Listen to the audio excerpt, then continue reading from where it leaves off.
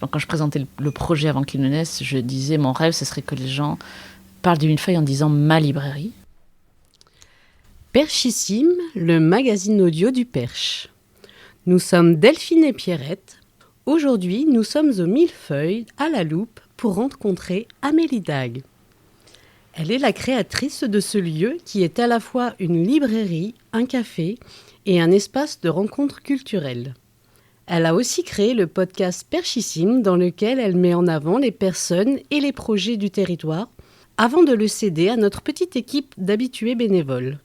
Aujourd'hui, elle va nous raconter son parcours, la création de ce lieu et ses projets. Bonne écoute. Bonjour Amélie. Bonjour à toutes deux.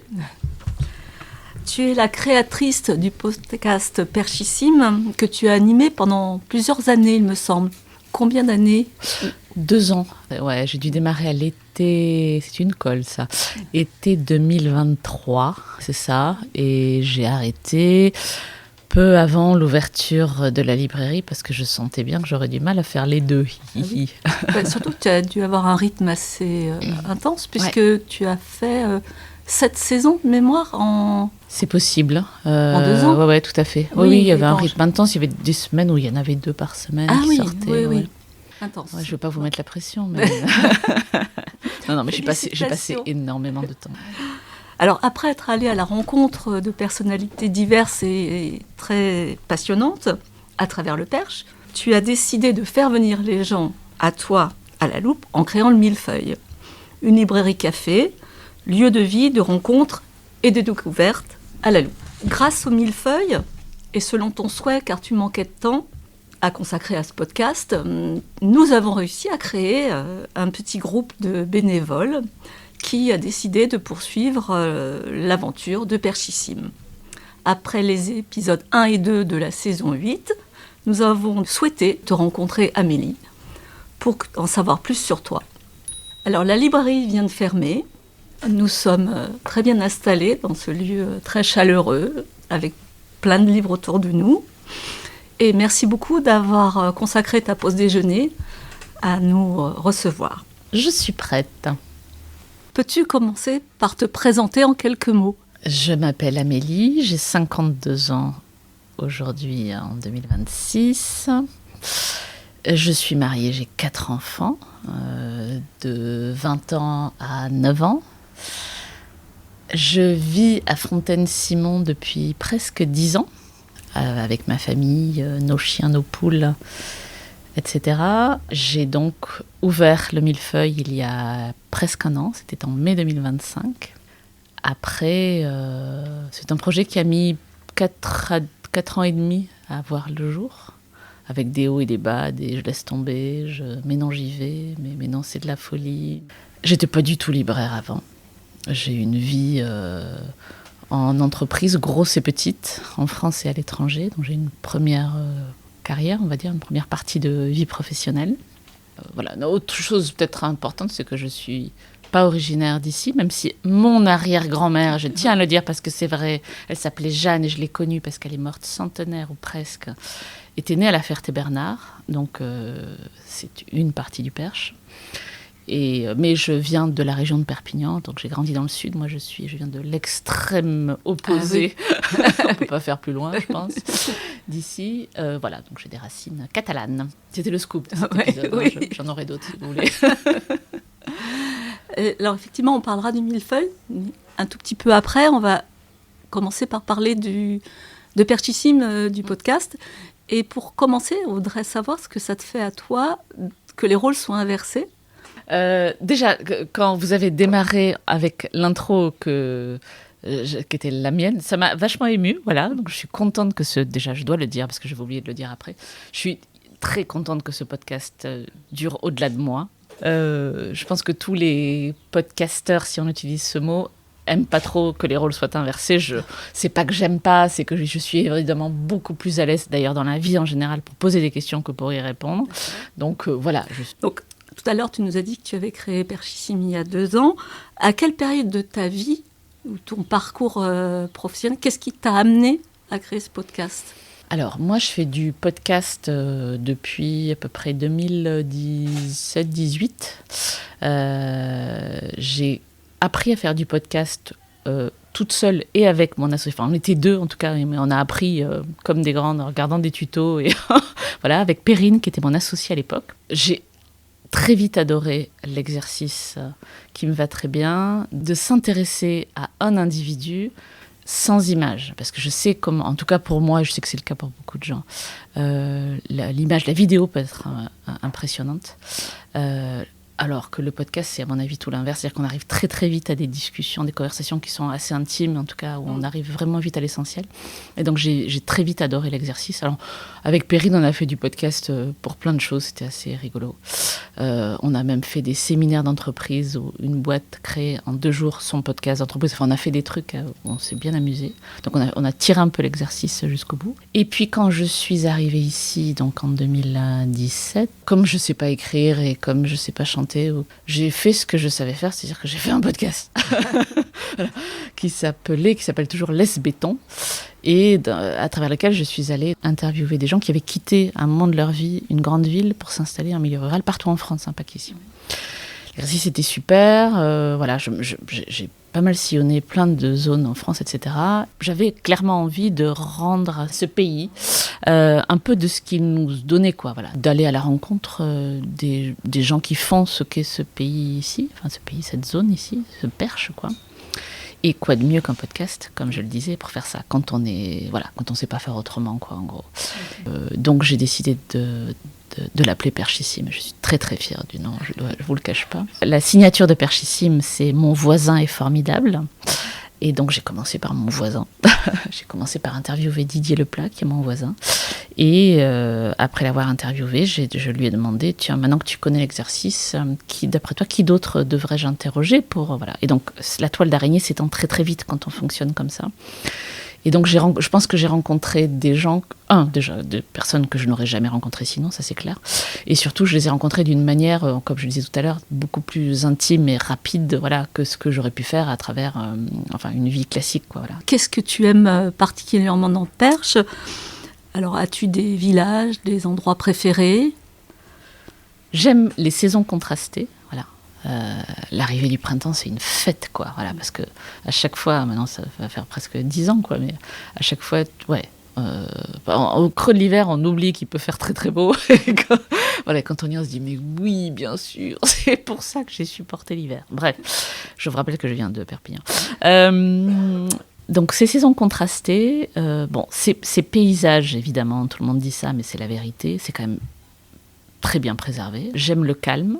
J'aime pouvoir dormir en silence, et puis j'aime ça. Et puis, ce que maintenant, et je ne l'aurais pas dit peut-être au tout début, même au début de Perchissime, maintenant qu'il y a eu Perchissime et qu'il y a surtout la librairie, je crois que je commence à découvrir enfin qui sont les habitants du Perche, en tout cas du Perche, ici autour de la Loupe, tel qu'on connaît, et qui sont hyper attachants, quoi. Et il y a des gens très, très, très différents qui vivent ici. D'origine géographique, sociale, voilà, même politique, de convictions différentes, etc. Et je trouve super. C'est d'ailleurs une des raisons pour lesquelles on est venu s'installer, qu'on a quitté la grande ville, pour revenir à ça. C'est pour que nos enfants grandissent dans une diversité sociale qu'on ne trouvait pas à Paris, qu'on ne trouvait plus, nous en tout cas.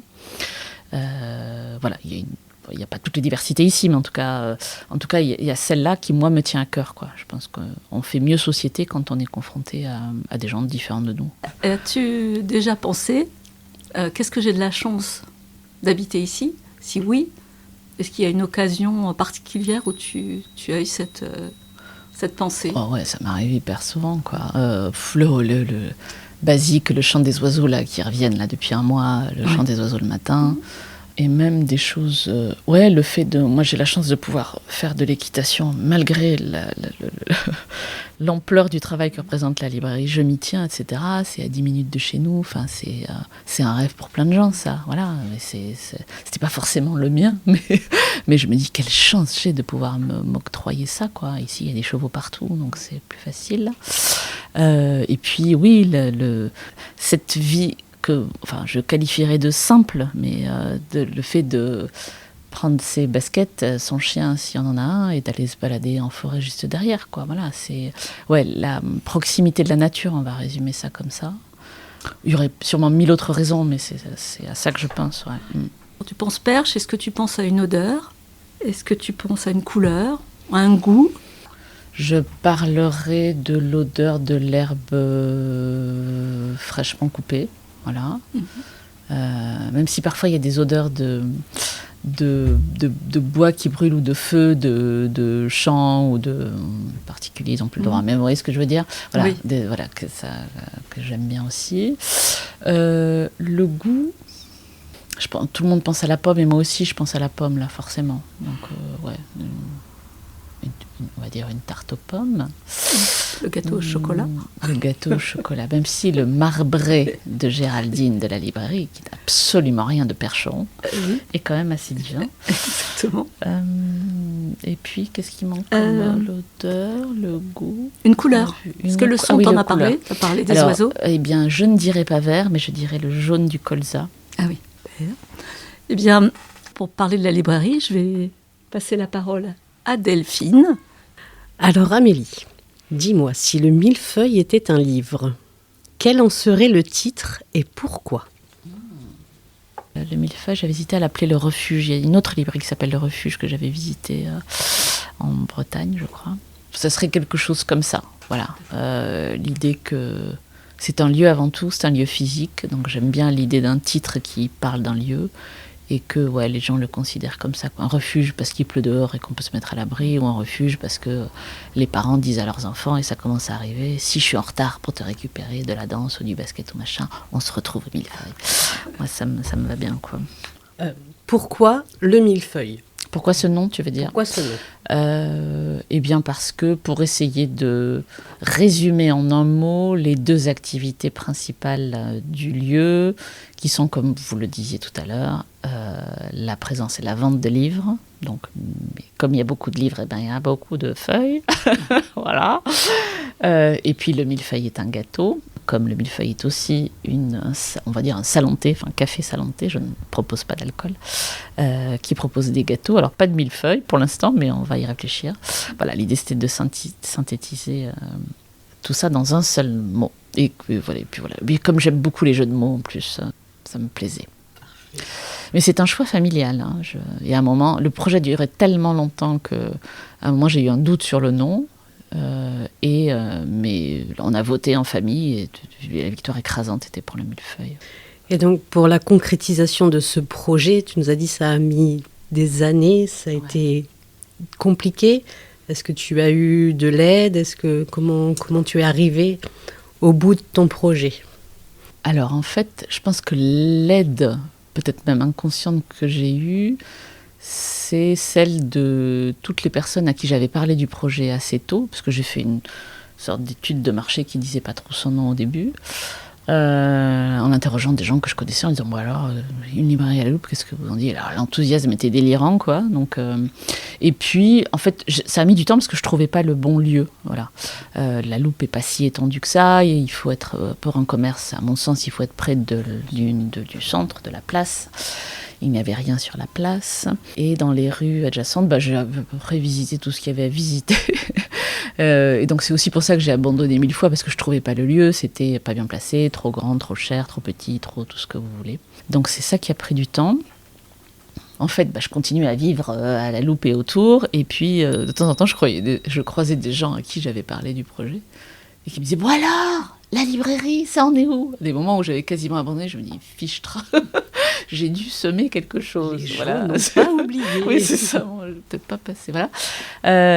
Jusqu'au jour où j'ai croisé quelqu'un, je me souviens, qui a traversé la rue, que je connais depuis, mais que je n'avais jamais rencontré avant, qui vient vers moi, qui court vers moi, et qui me dit oh, c'est vous la librairie?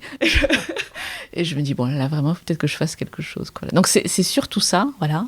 Après, l'aide que j'ai eue, assez tôt, j'étais allée voir le maire de la Loupe, Éric Gérard, pour lui proposer mon projet. Bon, j'allais dire, évidemment, il était partant, évidemment, quelqu'un qui vient dire, je veux installer un commerce dans votre ville. Il a été très, très soutien du projet. Donc, il faisait partie des gens qui, de temps en temps, me disaient, bon, alors, ça en est où, voilà. La librairie a été créée grâce au soutien de la communauté de communes qui m'a donné une subvention. C'est hyper précieux ça, voilà. Surtout au démarrage, quand il y a pas mal de frais, etc. Il y avait des travaux de rénovation qu'on a essayé de limiter au maximum, mais voilà, il a fallu transformer un bout de la pharmacie, puisque c'était l'annexe de la pharmacie ici, donc recréer une porte, etc. Voilà, donc il y a eu des frais.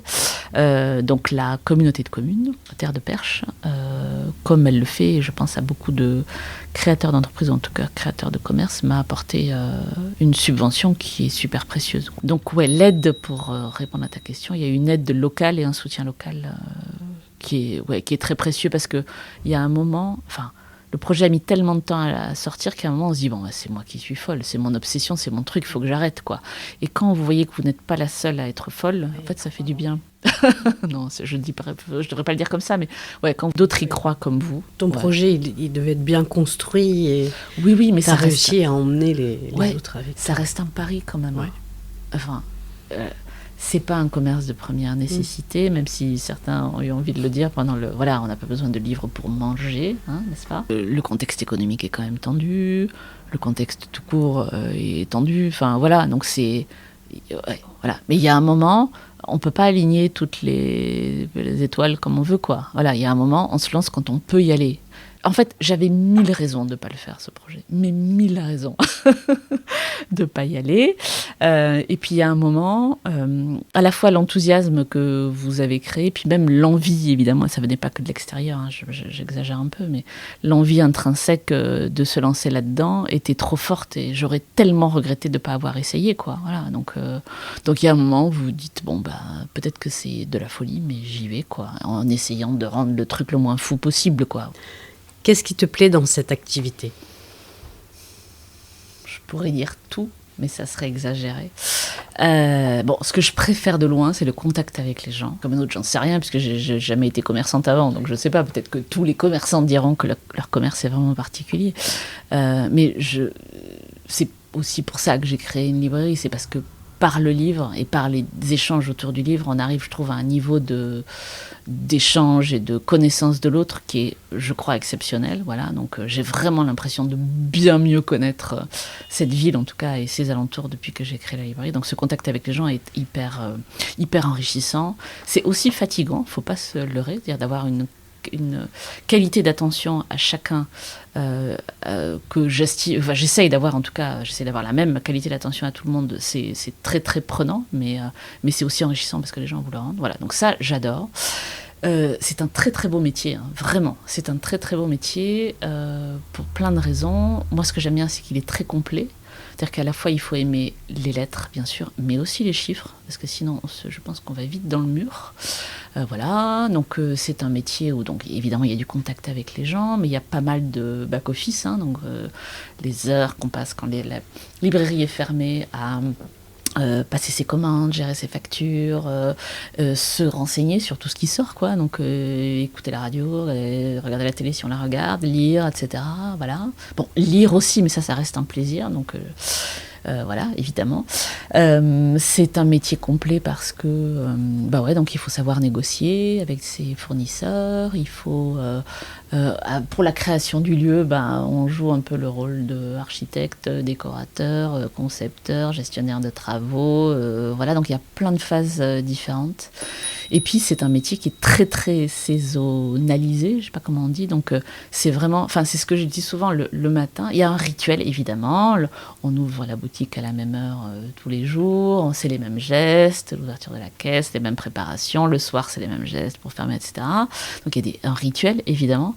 Et en même temps, quand on ouvre le matin, c'est un théâtre. On ne sait pas du tout ce qui va se passer. Donc, il n'y a pas deux journées qui se ressemblent, même s'il y a des gens qui reviennent régulièrement. Il y a des gens qui viennent tous les jours, par exemple.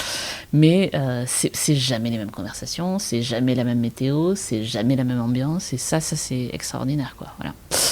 Voilà, donc il y a plein d'autres choses encore que j'aime dans ce métier. J'ai pas fini, j'ai même pas fait encore un an. Donc, j'ai pas fini de découvrir, je pense, tous les beautés de ce métier. J'ai pas fait mon premier inventaire, par exemple. Ça, peut-être que encore un peu de temps, après une année complète. Ça. Voilà, donc donc c'est un très très beau métier. Je comprends pourquoi tant de gens ont envie de le faire, en fait. Ouais. Alors, quand on aime lire, Est-ce que c'est pas frustrant d'avoir autant d'ouvrages autour de soi? On n'a pas le temps de tout lire. Ouais. Comment toi tu les choisis, tes livres? Alors, comment je l'ai choisi? Déjà, il y a eu ce qu'on appelle la commande d'implantation, donc les livres qui étaient là à l'ouverture. Voilà, donc ça, j'ai passé beaucoup de temps là-dessus. Alors, c'est un mélange ou un équilibre entre ce qu'on a envie soit de pousser, voilà, les lectures qu'on aime ou qu'on n'aime pas d'ailleurs, hein, mais des choses dont on se dit, ça, je veux l'avoir dans ma librairie, parce que je pense que c'est une lecture qui est importante, voilà. Donc ça peut être des très classiques comme des choses plus récentes. Et donc il y a des livres qui, quand ils sont achetés, je les recommande, je les commande à nouveau, je veux dire.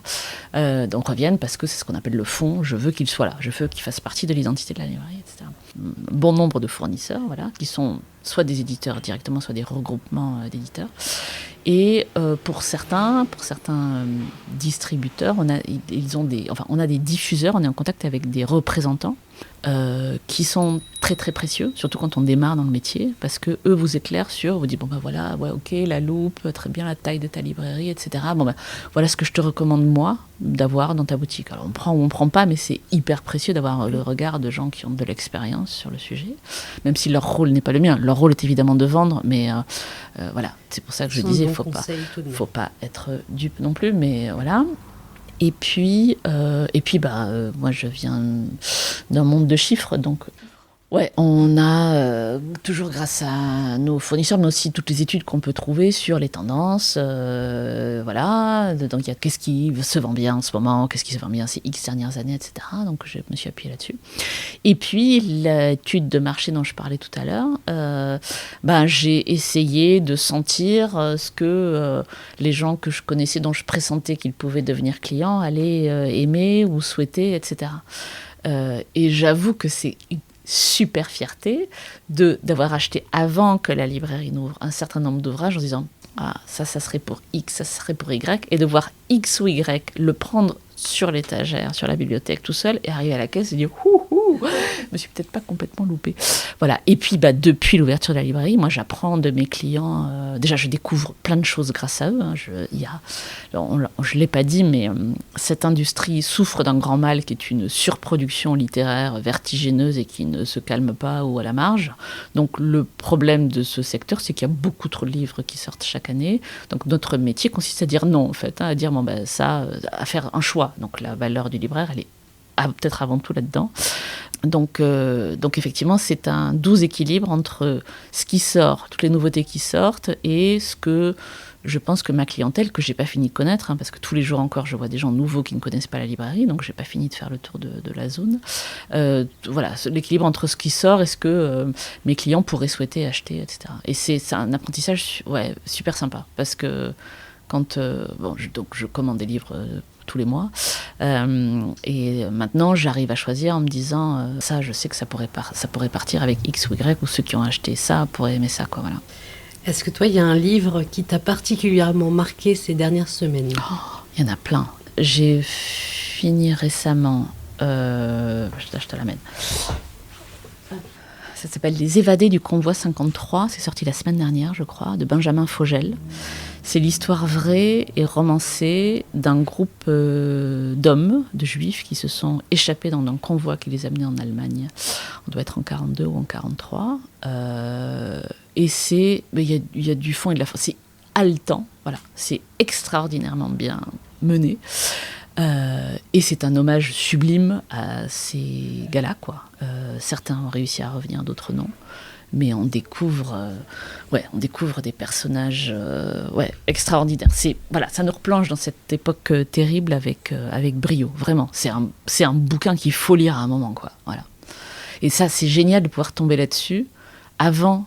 On a accès à une grande partie des livres avant qu'ils sortent, et de se dire, donc déjà de pouvoir en parler, et puis comme je le disais tout à l'heure, quand les gens viennent et disent j'ai besoin de faire un cadeau pour X ou Y, ou je cherche une lecture, de dire il y a ça, si vous avez aimé Tink, vous avez aimé Y, voilà. Donc ça c'est génial, vraiment. Mais il y en a plein d'autres, hein, mon Dieu. Dans tout ce qui sort, heureusement qu'il y a plein de trucs géniaux, quoi, voilà. As-tu connu des auteurs, autrices du Perche grâce au Millefeuille ? Ouais, il y a un pouvoir alors, j'y suis absolument pour rien, mais il y a un pouvoir d'attraction de la librairie. Ça attire des gens que, encore une fois, c'est un peu comme Perchissime. Sans Perchissime, j'allais vers les gens. Là, la librairie, vous ouvrez une librairie, il y a des gens qui rentrent juste parce que c'est une librairie, quoi. Voilà. Donc, ouais, j'ai rencontré des auteurs du Perche. La dernière en date, c'était Swann Dupont, je pense, qui est venue faire une dédicace ici. Il y a plein de gens avec plein de talents dans ce coin du monde. Je pense qu'on a déjà répondu à la prochaine question. As-tu une vision du Perche différente depuis que tu as la librairie ? Ah ouais, clairement.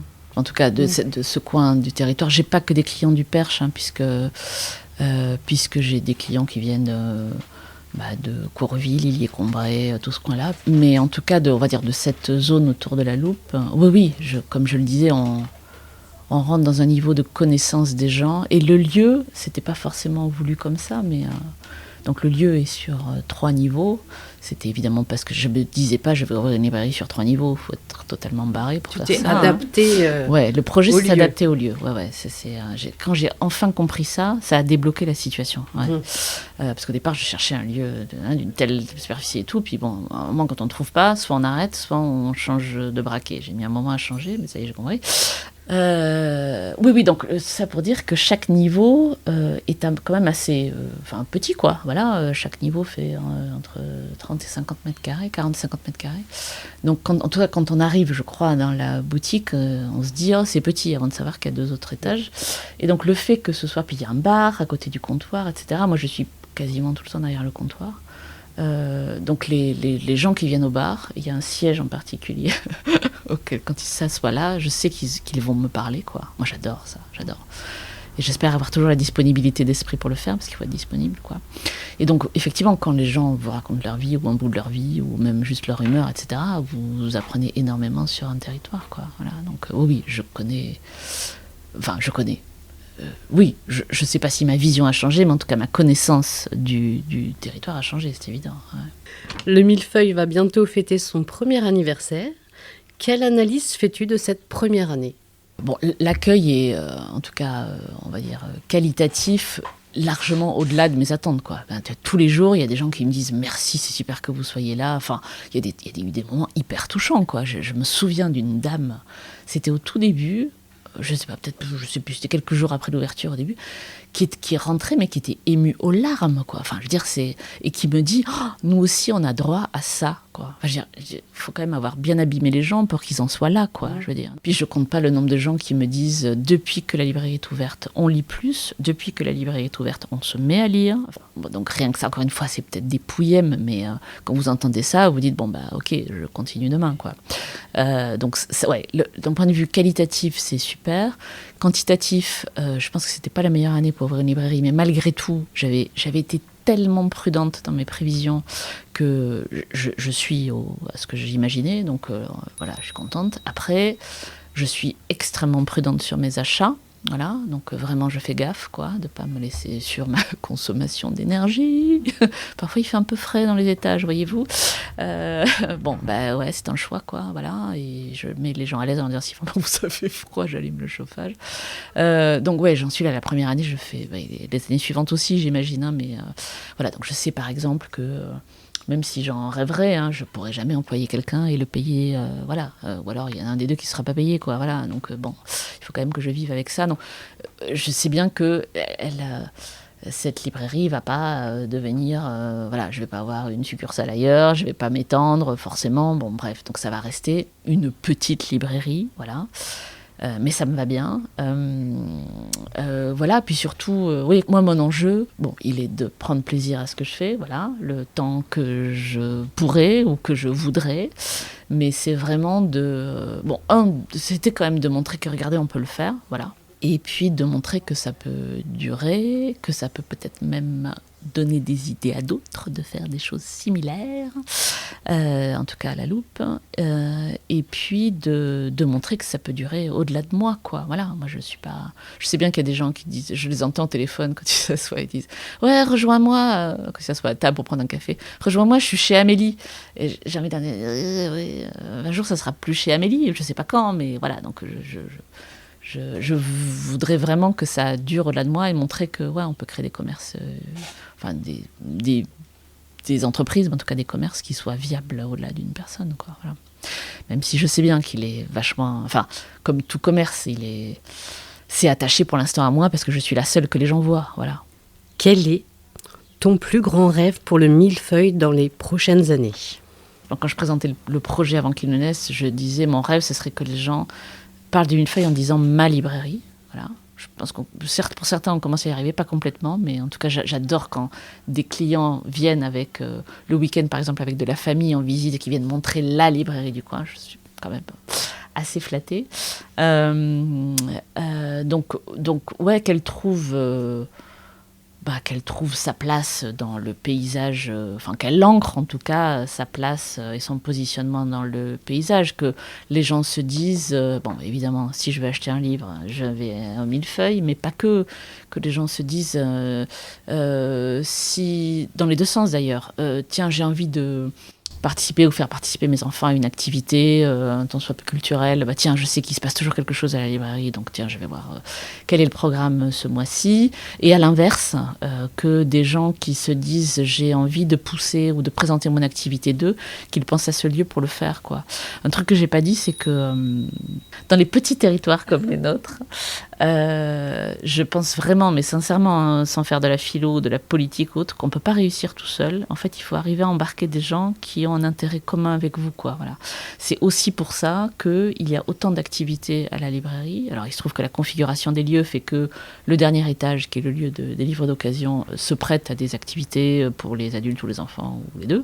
Voilà. Mais c'est important pour moi, déjà que je ne me retrouve pas seule entre ces quatre murs, parce que je peux très bien faire ça chez moi. Hein. Voilà, donc que ce lieu vive en semaine, le week-end, etc. Un vrai lieu de rencontre. Ouais, et que ce lieu vive et que d'autres personnes profitent dans le bon sens du terme de ce lieu pour se faire connaître leur activité, etc. Quoi. Donc moi, je suis contente quand des gens viennent présenter leur activité. Prochainement, d'ailleurs, on va monter. Enfin, je vais accueillir. Moi, je fais rien du tout. Deux ateliers, un pour adultes, un pour enfants, de bibliothérapie, qui s'appellera pas comme ça, mais en gros, comment par le livre, on peut arriver à créer du lien. C'est vraiment au sens et aller mieux. C'est vraiment au sens propre du terme.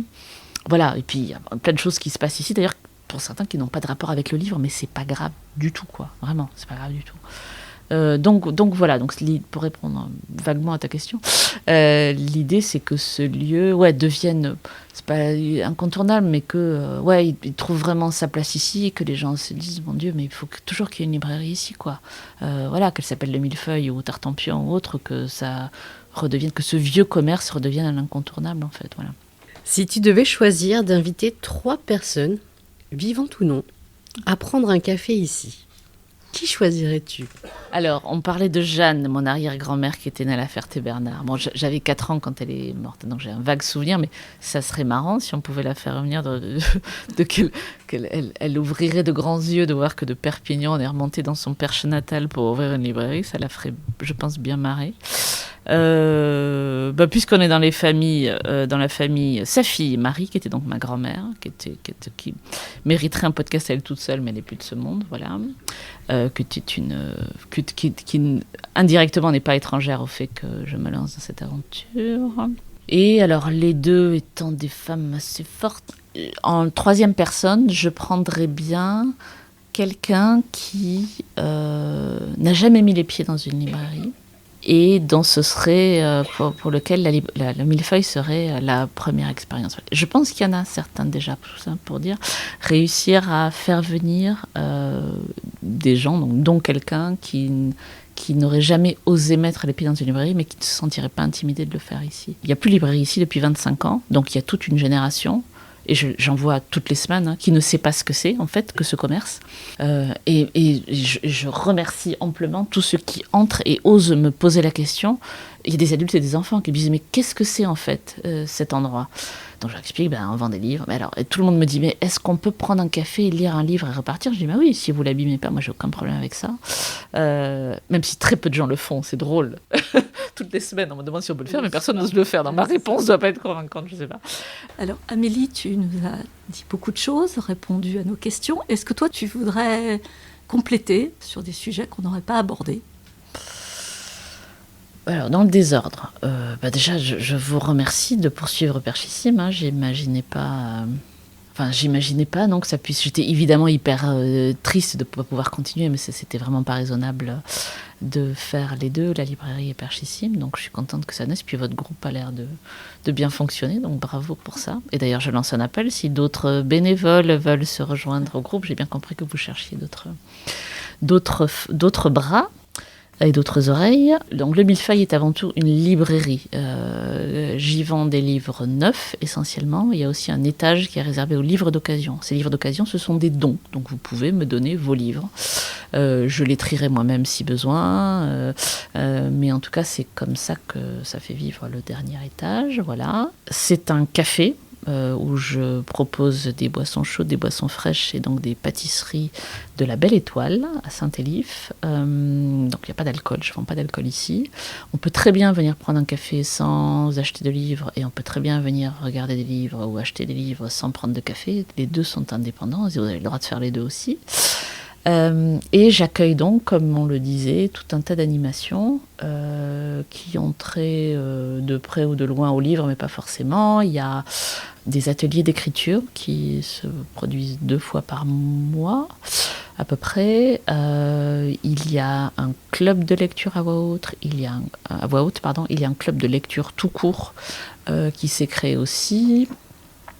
Il y a un café philo qui se réunit tous les mois. Il y a des ateliers pour les enfants artistiques ou créatifs alors ça varie, mais à peu près entre 7 et 12 ans, qui ont lieu plutôt pendant les vacances scolaires. Il y a, je vais en oublier, évidemment des rencontres avec des auteurs. De temps en temps, il y a des choses saugrenues qui arrivent. Là, samedi prochain, il y a un après-midi jeu de société, j'adore, donc ils vont investir les 3 étages. Eh bien, merci beaucoup Amélie. Merci à vous. C'est la fin de cet épisode. Merci beaucoup à Amélie de nous avoir accueillis au Millefeuille et d'avoir partagé avec nous son parcours, ses projets, son enthousiasme, son amour de la librairie. Si vous êtes de passage à la Loupe, n'hésitez pas à venir découvrir ce lieu de lecture, de rencontre et de convivialité. À très bientôt pour un prochain épisode.